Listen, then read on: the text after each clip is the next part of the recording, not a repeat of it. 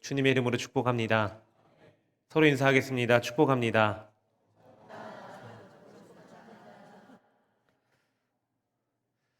제가 요즘 즐겨 듣는 찬양 중에 이 예라모십이라는 찬양팀의 이 찬양을 듣고 있습니다.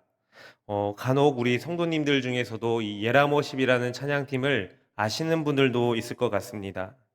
요즘 세대와 어른 세대들에게 이 서로 이 찬양으로 하나가 되게 하기 위해서 여러 가지를 시도하는데 아마 여러분들이 들었던 찬양 중에 이 새벽부터 우리라는 찬송가하고 전국 노래자랑 음을 합쳐놓은 게 있습니다. 그래서 많은 어르신들과 또 우리 젊은 세대들이 함께 즐겼던 그런 찬양이었습니다. 그런데 이 예람 워십이라는 팀의 남자 보컬 중에 심관보라는 사람이 있습니다. 이 사람이 최근에 내가 매일 기쁘게라는 프로그램에 나와서 간증을 했는데 내용을 보면 이렇습니다.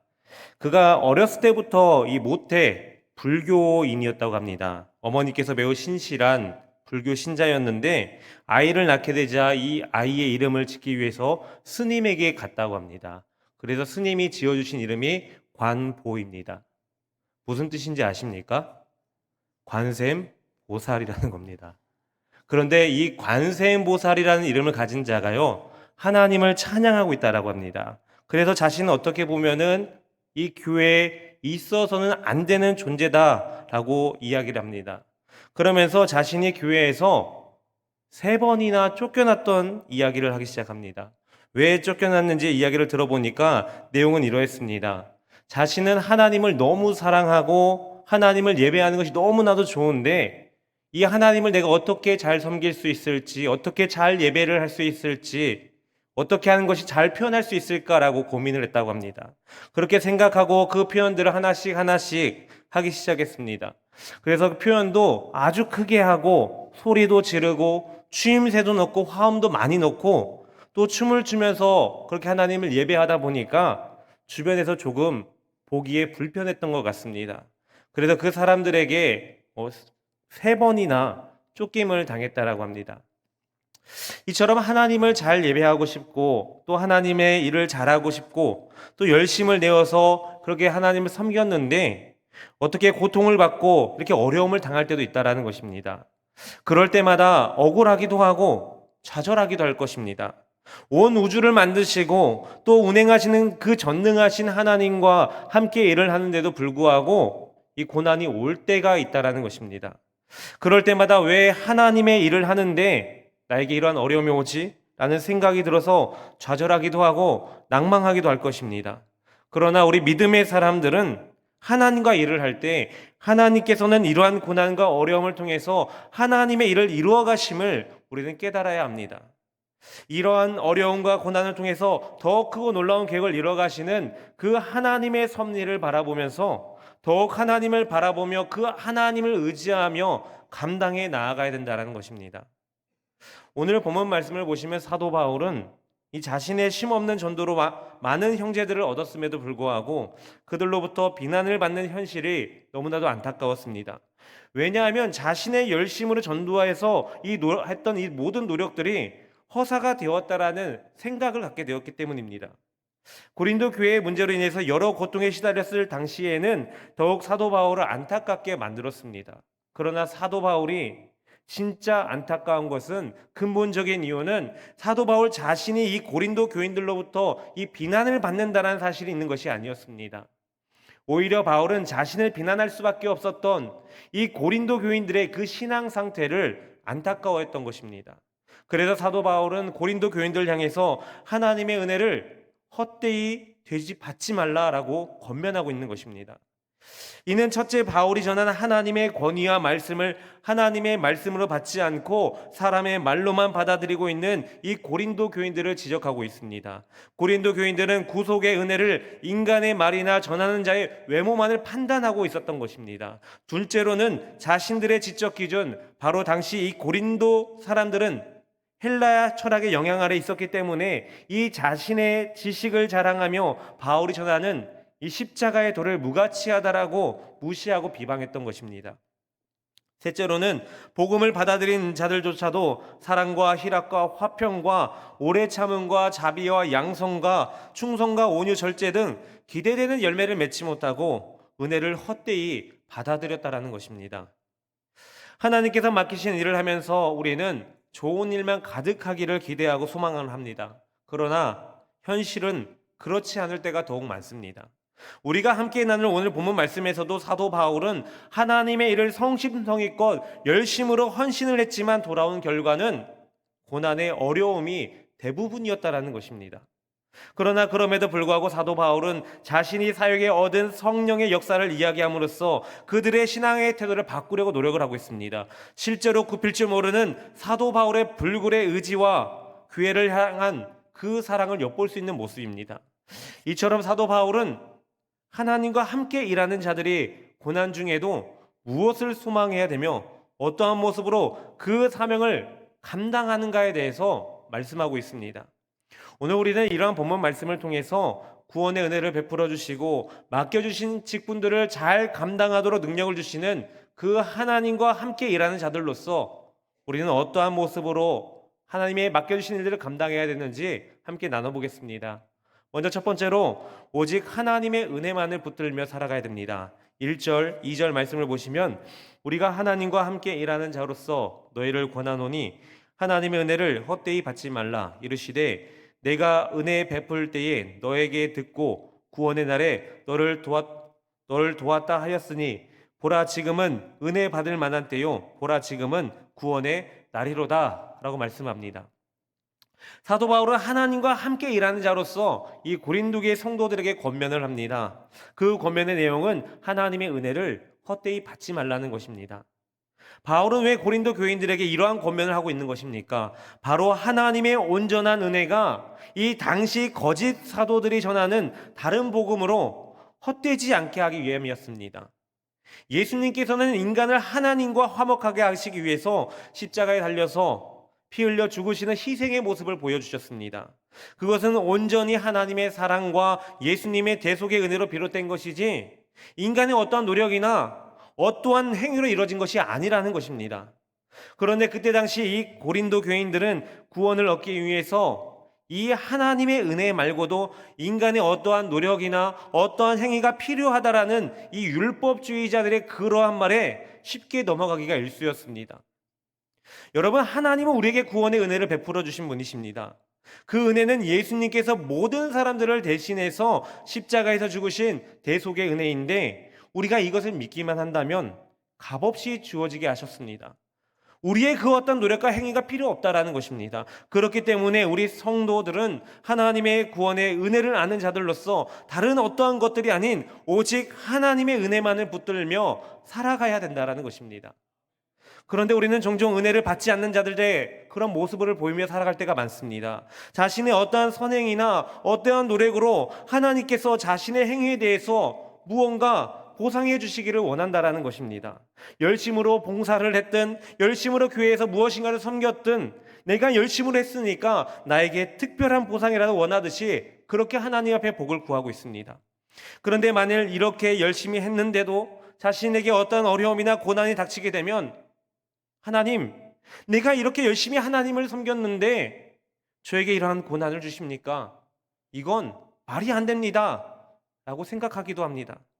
이러한 모습은 하나님이 베푸신 은혜를 받지 않는 자들처럼 보여지는 은혜를 헛되게 하는 모습인 것입니다. 하나님께서 우리에게 베푸신 대속의 은혜, 구원의 은혜만으로 또 이 구원의 은혜만으로도 우리는 감당하지 못할 감사와 기쁨인데 그러한 은혜는 기억하지 못하고 내 눈앞에 놓여진 문제만을 가지고 불평불만하는 모습을 보이는 것은 하나님의 은혜를 헛되게 하는 모습이라는 것입니다. 그렇기 때문에 우리는 은혜를 받은 자들로서 우리들에게 맡겨진 일들을 최선을 다하고 우리에게 어려움이나 고난이 다가온다면 이를 통하여 하나님께서 이루신 일들을 기대하며 하나님의 은혜를 더욱 붙드는 삶을 살아가야 된다는 것입니다. 예전에 독실하게 예수님을 잘 믿었던 어떤 목수가 있었습니다. 그는 아무리 생각을 해도 이 믿음만으로 구원을 받기에는 조금 뭔가 부족하다라는 생각이 들었다고 합니다. 그래서 예수님을 믿기는 하지만 기도도 열심히 해야 되고 또 전도도 잘해야 되고 헌금도 많이 해야 자기가 구원을 받을 수 있을 거라고 생각을 했습니다. 그래서 목사님께 다가가서 확실한 구원을 받기 위해서 믿음 그 위에 내가 어떠한 공로나 선한 행위를 필요한 것이 있느냐라고 목사님께 물었습니다. 그러자 목사님께서 에베소서 2장 8절 9절 말씀을 읽어주십니다. 너희는 그 은혜에 의하여 믿음으로 말미암아 구원을 받았으니 이것은 너희에게서 난 것이 아니요 하나님의 선물이라. 행위에서 난 것이 아니니 이는 누구든지 자랑하지 못하게 함이라. 목사님께서 이 말씀을 제시해 주면서 설명해 주어도 어쩐지 믿음으로만으로만은 구원받기 미안하다라는 생각이 들었다고 합니다. 그런데 그러던 어느 날이었습니다. 이 목사님이 교회에 이 출입문을 하나 만드는데 문짝을 그 목수에게 부탁했습니다. 목수는 하나님 집에서 쓸 성물이라는 생각으로 열심히 그 문짝을 만듭니다. 목사님에게 이 문짝을 다 만들었다고 목사님에게 소식을 전하게 됐습니다. 완성된 문짝을 한참 바라본 목사님은 갑자기 문득 이런 생각이 들었다고 합니다. 목수님, 그 목수에게 가서 이 만들어진 문짝에다가 허름한 나무 판자 몇 개를 더 덧댔으면 좋겠다라고 했습니다. 그러자 목수가 말하기를, 목사님 이렇게 예쁘게 아름답게 잘 만들었는데 왜 그 문짝에다가 그 허름한 나무판을 다시 덧대야 됩니까? 그러자 이때 목사님께서 기다렸다는 듯이 이렇게 대답을 했다고 합니다. 그렇습니다. 하나님께서 우리에게 주신 십자가는 구원을 위한 완전한 걸작품입니다. 거기에 인간이 더하거나 가만히 있어도 안 됩니다. 다만 예수님만을 믿으면 우리 인간은 구원을 얻을 수 있다는 것입니다. 성도 여러분, 하나님은 우리에게 구원의 큰 은혜를 베풀어 주셨습니다. 하나님은 저주받은 죄인이 예수님을 믿는 그 믿음 하나로 하나님의 자녀가 되는 권세를 우리에게 허락해 주셨습니다. 이러한 하나님이 우리에게 베푸신 은혜는 우리가 감당하지 못할 은혜입니다. 이 은혜는 우리가 어떠한 행위를 한다라고 해서 얻어지는 것이 아닙니다. 우리가 어떠한 노력을 한다 해서 얻어지는 것이 아닙니다. 전적인 하나님의 은혜인 것입니다. 온전히 예수 그리스도의 십자가의 사랑으로 주어진 은혜라는 것입니다. 그러므로 우리가 이 세상을 살아가면서 하나님의 은혜를 입은 자들로서 그 하나님의 은혜를 헛되이 하지 않기 위해서 오직 하나님의 베푸신 그 은혜만을 기억하며 그 은혜에 힘입어 그 은혜만을 붙들고 살아가는 그러한 저와 여러분들 되시기를 주님의 이름으로 축복합니다. 이제 두 번째로는 하나님의 은혜를 받은 자는 어떠한 고난도 겁내지 말아야 됩니다. 4절에서 7절 말씀을 보시면 오직 모든 일에 하나님의 일꾼으로 자천하여 많이 견디는 것과 환난과 궁핍과 고난과 매맞음과 갇힘과 난동과 수고로움과 자지 못함과 먹지 못함 가운데서도 깨끗함과 지식과 오래 참음과 자비함과 성령의 감화와 거짓이 없는 사랑과 진리의 말씀과 하나님의 능력으로 의의 무기를 좌우에 가지고 라고 말씀하고 있습니다. 사도 바울은 자원에서 전하는 복음으로 인해서 여러 가지 어려움을 참고 견디며 말할 수 없는 고난을 감내해야만 했습니다. 사도 바울은 복음을 전하면서도 매도 수없이 맞았습니다. 40에 하나 감한매를 5번이나 맞았고 3번 태장으로 맞고 또 1번 돌로 맞는 등 참으로 가혹한 박해를 당했습니다. 게다가 전도여행 때 이 전도여행을 다니다 보면은 복음 전파를 방해하는 자들이 너무나도 많았고 또 이 복음을 전파를 위해서 밤낮 없이 일을 해야만 했습니다. 그러다 보면은 끼니를 거를 때가 한두 번이 아니었습니다. 그래도 이 사도 바울이 이러한 어려움 중에도 끝까지 하나님의 복음을 전할 수 있었던 것은 하나님의 은혜를 아는 자였기 때문입니다. 그렇기 때문에 그는 이러한 일들을 기쁘게 받아들이고 인내하면서 주어졌던 이 사명을 충성스럽게 감당할 수 있었던 것입니다. 우리가 하나님의 일을 할 때 결코 좋은 일만 생기는 것이 아닙니다. 사도 바울도 그랬습니다. 하나님의 일을 하니까 다른 사람들로부터 존경도 받고 영광스러운 측면을 볼 수 있겠지만 앞서 말했던 것처럼 사도 바울은 주님의 일을 하다가 많은 어려움을 겪기도 했습니다. 이처럼 하나님의 일을 한다라고 해서 어려움이 닥칠 때마다 하나님이 갑자기 나타나셔서 기적적으로 나타나셔서 어떠한 어려움 하나 없이 우리가 그런 모든 일들을 행한다는 것이 아니라는 것입니다. 왜냐하면 우리의 소망을 이루기 위한 것은 바로 연단인 것이며 그 연단은 환난을 극복하는 데서 오기 때문입니다. 예수님께서도 직접 이러한 사실에 대해서 말씀하신 적이 있습니다. 요한복음 15장 18절 19절 말씀을 보시면 세상이 너희를 미워하면 너희보다 먼저 나를 미워할 줄 알라. 너희가 세상에 속하였으면 세상이 자기의 것을 사랑할 것이나 너희는 세상에 속한 자가 아니요 도리어 내가 너희를 세상에서 택하였기 때문에 세상이 너희를 미워하느니라 라고 말씀합니다. 이러한 말씀과 같이 우리 그리스도인들은 이미 이 세상에 속한 자들이 아니기 때문에 이 세상의 공중권세를 잡은 마귀가 하나님의 일을 하는 데 있어서 방해를 하고 핍박을 하는 것입니다.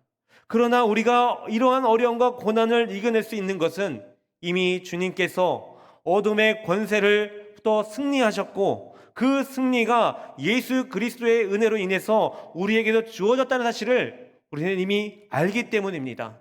그렇기 때문에 하나님의 은혜를 받은 자들로서 우리는 어떠한 고난이 온다 할지라도 두려움 없이 담대하게 이겨낼 수 있다는 것입니다. 그렇기 때문에 우리는 하나님의 은혜를 입은 자들로서 낙심하거나 좌절하는 일이 없어야 될 것입니다. 오히려 어려운 상황 가운데서도 위로하시는 그 하나님을 깊이 만나는 기회로 삼고 또 어려움이 극적으로 해결해 주시는 그 하나님의 능력을 체험하는 그러한 기회로 삼아야 된다는 것입니다. 제가 어떠한 영상을 하나 봤는데 그 영상의 내용이 이랬습니다. 어떠한 사람이 엄청 큰 십자가를 무겁게 끌고 가는 것이었습니다. 그러다 너무 힘이 들어서 주님께 기도합니다. 주님, 제가 이 십자가 때문에 너무 힘이 듭니다. 주님 목수지 않습니까? 이 십자가를 조금만 잘라주옵소서. 그러자 주님께서 이 십자가를 조금 잘라주셨습니다. 또 한동안 길을 가는데 십자가 끌고 가는 게 너무 힘들어서 다시 한 번 더 주님한테 잘라달라고 합니다. 그러자 주님께 또 잘라주셨고 또 잘라주시고를 반복하다 보니까 이 십자가가 한결 가벼워질 정도로 작아졌습니다. 그렇게 몇 번 더 자르고 나니 이제 한 손으로 쉽게 들고 갈 정도로 크기가 되었는데 갑자기 눈앞에 커다란 이 요단강이 보이기 시작했습니다. 뒤에 따라오던 사람들은 이 커다란 십자가를 강에 턱 놓고 그 십자가를 다리 삼아서 하나님의 나라로 건너가기 시작합니다. 그런데 자기의 이 십자가를 보니까 그 강을 건너기에는 턱없이 부족한 작은 십자가만 보여줬습니다. 그래서 너무 서러운 나머지 강가에 털썩 주저앉아서 엉엉 울면서 주님한테 애원을 합니다. 그러자 주님이 그 음성을 듣고서는 이야기를 하시기를 누구든지 나를 쫓아오려거든 자기를 부인하고 자기 십자가를 지고 딸을 지니라 라고 말씀하셨습니다. 성도 여러분, 우리는 하나님의 은혜를 입은 자들로서 하나님의 일을 할 때 항상 즐겁고 기쁜 일만 가득한 것은 아닙니다. 그러나 하나님의 일을 할 때도 우리에게 고난이 찾아올 수 있다는 것입니다. 어떻게 보면은 그리스도인의 삶 가운데서 고난이 필수인 것입니다. 예수님께서 몸소 그 본을 보여주시기도 하셨습니다. 게다가 고난은 축복의 기회라는 말도 있지 않습니까? 고난이 힘들어서 십자가를 잘랐던 자의 모습이 우리들의 모습이 되어서는 안 될 것입니다. 그렇기 때문에 하나님의 은혜를 입은 자들로서 그러한 고난이 오게 된다면 그러한 고난을 오히려 감사할 줄 알고 기뻐할 줄 아는 자들이 되어야 될 것입니다. 왜냐하면 그 고난을 통해서 하나님의 일하심을 더욱 상세하게 보게 될 것이고 그 고난을 통해서 우리들의 믿음이 더욱더 크게 성장하게 될 것이기 때문입니다. 하나님의 은혜를 입은 자들은 하나님께서 반드시 함께 하심을 잊지 않습니다. 그렇기 때문에 어떠한 고난이 온다 할지라도 그 고난을 이겨낼 힘이 있다라는 것입니다.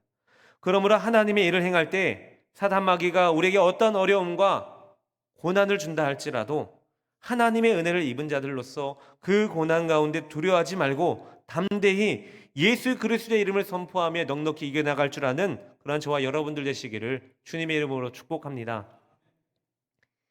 이제 마지막 세 번째로 하나님의 은혜를 받은 자로서 어려움 중에도 하나님을 바라보며 이겨내야 됩니다. 8절에서 10절 말씀을 보시면 영광과 욕됨으로 그러했으며 악한 이름과 아름다운 이름으로 그러했느니라. 우리는 속이는 자 같으나 참되고 무명한 자 같으나 유명한 자요 죽은 자 같으나 보라 우리가 살아있고 징계를 받은 자 같으나 죽임을 당하지 아니하고 근심하는 자 같으나 항상 기뻐하고 가난한 자 같으나 많은 사람을 부요하게 하고 아무것도 없는 자 같으나 모든 것을 가진 자로다라고 말씀하고 있습니다.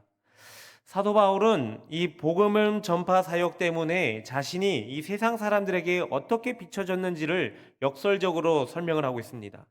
속이는 자 같으나 참되고, 무명한 자 같으나 유명한 자이고, 죽은 자 같으나 죽임을 당하지 않고, 근심하는 자 같으나 항상 기뻐하고, 가난한 자 같으나 다른 사람을 부유하게 하고, 아무것도 없는 자 같으나 모든 것을 가진 자로다라고 말하고 있습니다. 세상이 사도 바울이 연약하고 아무것도 아니라고 오해할 수 있겠지만 실제로는 그렇지 않다라는 것입니다. 사도 바울은 복음을 위해 사는 자는 이처럼 세상 사람들의 오해를 받을 수 있음을 말하고 있습니다. 진리를 전하는 자임에도 불구하고 속이는 자라고 오해를 받기도 하고, 하나님의 징계를 받아 고난을 당하는 자처럼 보이기도 하고, 가난한 자 또는 아무것도 아닌 자처럼 보이기도 한다라는 것입니다. 이러한 모습은 우리가 교회에서 작은 일을 하더라도 하나님의 일을 행할 때 마찬가지로 나타나는 모습들입니다. 어떤 경우에는 사람들에게 칭찬을 받고 격려도 많이 받는 경우도 있겠지만, 또 어떤 때에는 비난을 받고 외면을 당하는 경우도 있습니다. 정직하게 하나님의 일을 행하는데 그러한 모습들이 오히려 시기가 되고 질투가 되기도 하고, 또는 오해가 되어서 다른 사람들로부터 외면을 받기도 한다라는 것입니다. 그러나 우리는 사람을 보고 하는 것이 아니라 하나님을 보며 일하는 자들이라는 사실을 늘 기억해야 합니다. 그렇기 때문에 환경적인 것에 너무 얽매여서는 안 된다라는 것입니다. 우리가 바라봐야 되는 것은 이 세상의 칭찬이나 상급이 아니라 하나님 나라에 쌓는 상급이기 때문에 하나님이 맡겨주신 사명에 늘 기쁘게 감당하면서 세상이 알지 못하는 하나님 나라의 풍성함을 누리며 살아가야 된다는 것입니다. 그렇기 때문에 하나님과 함께 일하는 자들은 세상의 시선을 바라볼 때 어떻게 보면은 연약하고 어리석고 무능한 자로 보인다 할지라도, 하나님의 시선으로 볼 때에는 가장 존귀한 자이고 하나님과 늘 함께하는 자를 기억하면서 하나님의 맡겨주신 일들을 기쁨으로 감당하는 자들이 되어야 한다는 것입니다. 어느 두 친구가 험한 산길을 걸어가고 있었습니다. 한참을 걸어간 후에 그들 앞에 이 계곡의 급류 위로 연결된 좁은 이 외줄 다리를 보게 됩니다. 그 다리를 건너야 이들이 원하는 목적지에 이를 수 있게 되었는데, 그 다리를 많이 건너본 친구가 먼저 그 외줄을 건너 반대편으로 가게 되었습니다. 이어서 다음 친구가 이 외줄 다리를 건너려고 합니다. 이 친구가 쩔쩔매며 어찌어찌 하다가 그 다리 중간 지점을 지나고 있었습니다. 바로 그때 이 친구가 자신이 건너는 그 다리 밑을 보게 됩니다. 다리 밑에 급류를 내려다보면서 자신이 갑자기 현기증을 느끼기 시작했다는 겁니다. 그 다리가 마치 급류의 반대 방향으로 흔들리며 움직이는 것처럼 그렇게 느꼈다고 합니다. 그런데 바로 그때 먼저 다리를 건너온 그 친구가 외줄에 있는 친구에게 소리를 칩니다. 내려다보지 마. 나를 똑 바라보고 천천히 한 걸음 한 걸음 걸어와봐. 그 충고는 매우 효과적이었다고 합니다. 이 외줄에서 쩔쩔매던 친구가 세차게 흐르는 그 물결에서 친구에게로 시선을 돌렸을 때 그는 담대하게 한 걸음 한 걸음 그 외줄 다리를 건널 수 있었다고 합니다. 성도 여러분, 우리는 하나님의 은혜를 입은 자들로서 하나님이 늘 함께 하심을 기억해야 됩니다. 우리가 하나님의 일을 행할 때 어려운 일이 올 수도 있고 우리에게 고난이 올 수도 있습니다. 게다가 예기치 못하게 다른 사람들로부터 무시를 당하거나 외면을 당할 수도 있습니다. 그러나 우리가 잊지 말아야 될 것은, 우리는 이 세상의 부귀와 칭찬을 바라보면서 하나님의 일을 행하는 자들이 아니라는 것입니다. 하나님이 우리에게 베푸신 은혜에 감격해서 하나님의 그 영광을 바라보며 하나님의 일을 행하는 자들이라는 것입니다. 그렇기 때문에 우리는 세상의 시선을 두려워해서는 안 됩니다. 세상이 지적하는, 주변에 평가하는 그것은 우리들의 진정한 모습이 아니라는 것입니다. 그들이 보기에 우리들의 모습이 무능력하고 초라한 모습으로 보인다 할지라도 그것은 우리의 겉모습일 뿐이지 우리의 진짜 모습이 아닌 것입니다. 주님께서는 우리를 빛으로 부르셨습니다. 하나님의 은혜로 하나님과 함께 일하는 자들로 부르셨습니다. 그렇기 때문에 우리는 이미 하나님 나라에서 유명한 자들인 것입니다. 영원한 생명을 소유한 자들인 것입니다. 그러므로 늘 하나님의 은혜를 받은 자들로서, 하나님과 함께 일하는 자들로서, 이로 인해서 어떠한 어려움이 온다 할지라도, 어떠한 오해와 고초가 있다 할지라도 오직 하나님만 바라보면서 하나님이 우리에게 허락하신 그 은혜를 많은 이들에게 함께 나눌 줄 아는 그러한 저와 여러분들 되시기를 주님의 이름으로 축복합니다. 사랑하는 성도 여러분, 우리는 하나님과 함께 일하는 자들로 그렇게 부름을 받게 되었습니다. 하나님의 은혜에 감사하고 감격하여 하나님 앞에 쓰임 받는 것을 영광으로 생각하며 하나님과 함께 일을 하고자 합니다.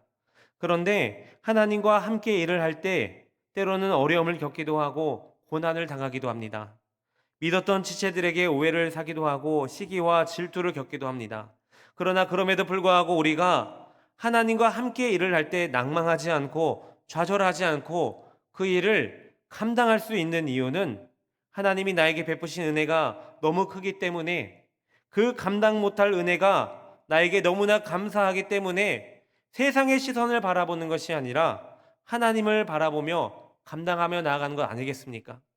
그러므로 주님께서 맡겨주신 일들을 감당할 때 나에게 어려움과 고난이 온다면 사단 마귀가 그 일을 굉장히 싫어하는구나, 이 일을 하나님께서 정말 기뻐하시는 일이구나 라고 생각하며 하나님의 은혜만을 붙들며 더욱더 하나님께서 맡기신 일들을 기쁨으로 감사함으로 감당하며 하나님께 영광을 올려드리는 그러한 저와 여러분들 되시기를 주님의 이름으로 축복합니다. 기도하겠습니다. 거룩하신 하나님, 감사합니다. 죄인으로 이 세상 가운데서 죽음의 길을 달려갈 수밖에 없는 저희들을 택하여 주시고 또 제 가운데서 벗어나 하나님의 품으로 인도하여 주시니 감사합니다. 하나님의 은혜로 하나님과 함께 일하는 자로 부름을 받았사오니 어떠한 어려움과 역경 가운데서도 하나님의 은혜에 감사하며 오직 하나님만을 바라보며 주님 맡기신 일들을 감당해 나아가는 저희들이 되게 하여 주옵소서. 거룩하신 우리 주 예수 그리스도의 이름으로 기도합니다. 아멘.